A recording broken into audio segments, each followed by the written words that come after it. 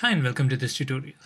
In the previous tutorial, we saw one advantage of using application context over the Bean factory, and that was for using messaging and internationalization features. In this tutorial, we're going to look at a second advantage, a second feature that the application context object provides, which is event handling. There are three core elements when it comes to event handling. Not just Spring, but generally, any event handling consists of three core components. One is the event publisher, the entity which publishes the event. Second is the event listener, the entity which is actually listening for the event. And the third entity is the event itself. It's a class that contains information about the event which the publisher publishes and the listener listens to. So in the case of Spring event handling, there are interfaces. So Spring provides an application listener interface. So if you're writing a class that needs to listen for events, it has to implement the application listener interface. Then you also have the application event publisher interface. So if you're writing a class that publishes events, you want to use the application event publisher interface. And then the third thing is the class application event. So if you're writing your own events, custom events, then you would want to extend this application event and you can write additional functionality or additional metadata about the event. So we'll start off by writing a class that listens to all the Spring events that are published, and later we'll move on to create our own event and we'll learn how to publish that event. So the first thing we need to do is, let's say I want to write a class to listen to all the events. What I do is, first let me create a new class. I'll call this the my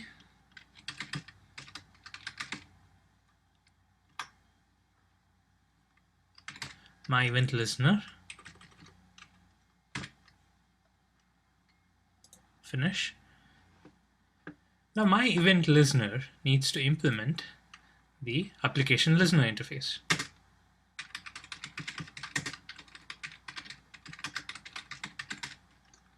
So the application listener interface is provided by Spring. It is in the Spring Framework context package. Now when I implement the application listener interface, I need to implement a method. And the method is onApplicationEvent. So this method is called by Spring when any application event is published. And this method takes in a parameter, which is the application event object itself. And now Spring is going to send the application event object to this method. So what I need to do is, whatever code I write over here will get executed upon every event that is published in the Spring framework. And of course, the event itself is passed on every call. So in order to test this, what I will do is I'll just write a simple system.out.println, and I will just print the event itself. So I'll say event.toString. So okay, this is the event here. I'll call it event. So whatever event is being published, this method is called, right? So the event itself is passed as a parameter to this method call. So I will be taking this event object, I'll do a toString, and I will print that into the output. So I will save this. Now, of course, as with all other beans, I will have to declare this as a Spring bean, and that's all I need to do to register this as a valid event listener. So I can use Spring XML, but now that we have learned annotations, I will use the @component annotation to define this as a Spring bean. And of course, since I have this inside this Kaushik Java Brains package, and this package has been registered to do component scanning, this will be registered as a component just because of this component tag. So let me save this. Now I don't need to do anything else. What this class will do as of now is to catch all the framework related events. We have not published any events of our own, so it will catch all the framework related events and it will print them to string. So let's run this now and see what happens.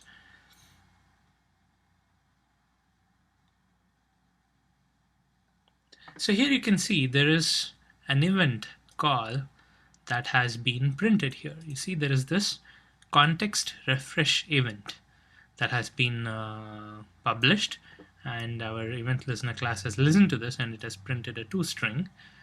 So here you see the startup date and the root of the context hierarchy. So basically what this message is saying is, this message is the toString of the context refreshed event. So the context has been created and refreshed, and that event has been published by the Spring framework, and our listener class has listened to that event, it has caught that event, and it has done a toString and it has printed that out. So this is a simple way in which we can listen to events. But now what if you want to publish your own event?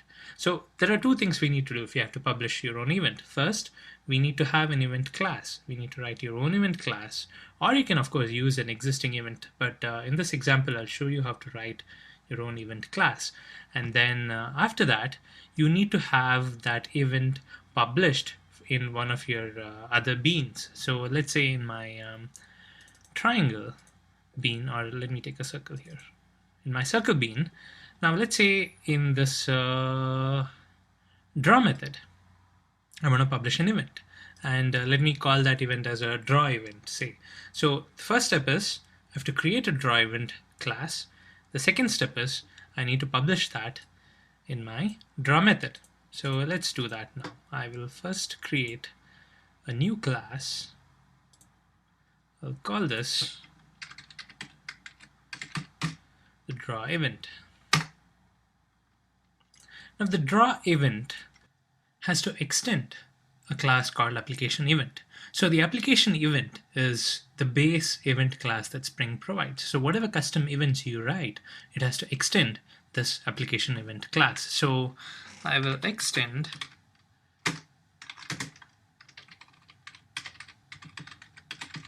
application event. Get the import done. Now when I do the extend, I will have to add a constructor. So in the constructor, we'll make sure that the super is called, so the constructor of the parent application event is called. We don't need to do anything here, but what I'll do is I'll override the toString and I'll print my own custom message so that our listener can catch it, because we are doing an event.toString in the listener. So what I'll do here is I will override the toString. I'll write my own toString in the draw method, in the draw event class, and then I will see if that string gets published and it's caught by the listener. So I will write a public string toString and return, let me say draw event occurred. Okay, so this is my event class. It's as simple as that. So it has an overridden toString, which I will, I have a custom message here, and I look for this message when I'm listening. So let me close this. Okay, so now that we have an event, we will have to publish the event. So I intend to do this in the circle. As I've already told you, I have a draw method here, and I will be publishing this event in the draw method. So this is where I should publish. So in order to publish an event, I need to have an event publisher. Spring provides an interface called application event publisher, and we can use that interface in order to publish events. So I'll create a member variable, private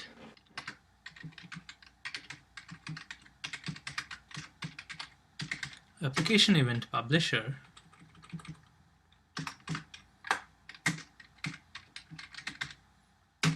publisher. So I will import the application event publisher. So this publisher has a method to publish events. So I can do a publisher dot publish event, and this takes a parameter as the application event, and I can publish my draw event here. So what I'll do is I'll first create a new event. say draw event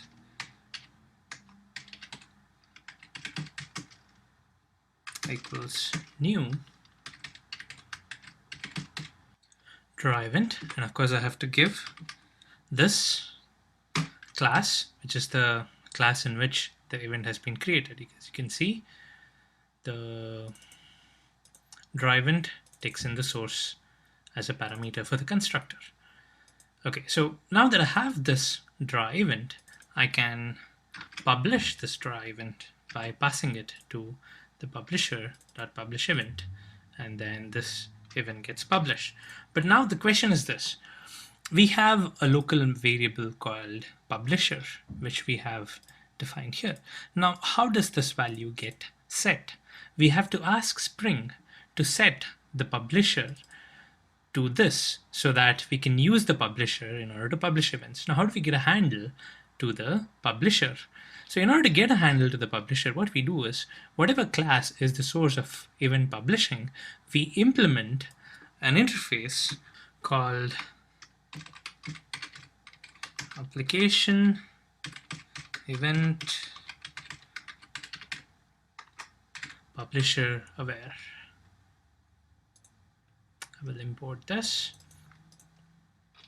So what this tells Spring is I have this class here which needs a handler on the publisher object so that I can publish events. So when it sees, when Spring container sees any beans that have implemented the application event publisher aware interface, then it provides the publisher object to such beans. And the way it does that is by, of course, I'll have to add the unimplemented methods. There's only one method here, which is the set application event publisher. And this is the method that Spring is going to use to give us the publisher. So let me call this publisher. And in the code here, all I have to do is I already have a publisher member variable. So whatever publisher I get from Spring, I just need to allocate that to my local variable. So I will just say this dot publisher equals publisher. So basically the concept is simple. When we have a bean that implements the application event publisher aware interface, we can be guaranteed that Spring is going to call this method and it's going to provide a publisher handle. And what we need to do is just take that publisher object and assign it to our local variable so that we can use that publisher object to publish as many number of events as we want. And actually behind the scenes what's happening is this publisher that Spring is going to give us is actually the application context. You see, the application context is an object that implements an application event publisher. So when we say the publisher.publish event, we are actually calling a method of the application context. You could as well do application context.publish event and get this done. But what we are doing by using the application event publisher interface highlights one of the best practices. We've already talked about coding to interfaces. We need to use interfaces for all our dependencies. And Spring actually implements this philosophy throughout all the various design components, and the internal workings of Spring follow this concept as well. So as you can see here, the application event publisher functionality is implemented as an interface, and you don't have to worry about the core object that actually contains the code to run this. All we are worried about is using the publisher interface to publish an event. We don't have to know this, but this is what's happening behind the scenes. It's actually the application context that's handed over to us in the guise of a publisher, but we don't have to worry about it. We just assume that it's an object that implements the application event publisher interface, and then we can use that object to use the publish event method, and we can publish our own event. So now this is all it takes to publish our own events. Now we have a piece of code in our bean, in our Spring bean, that publishes a custom event. This is an event that we have written, and we also have an event listener that's listening for all events. So earlier we got a container event when the application context was initialized, but now we are publishing our own event in our Spring bean. Now let's have a look at how this works. If I run this,